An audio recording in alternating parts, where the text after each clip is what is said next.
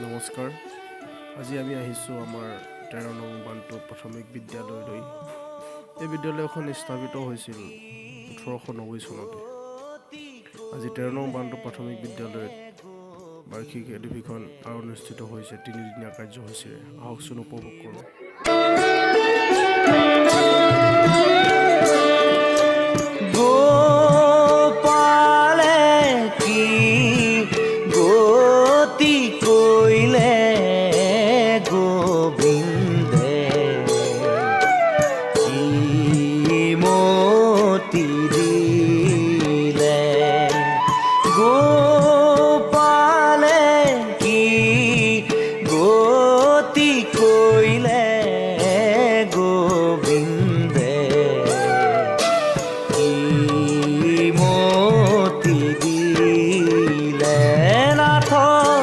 বিফলে বয়স খব গেলি রে গোবিন্দে কি মতি দিলে গোপালে কি গতি কইলে গোবিন্দে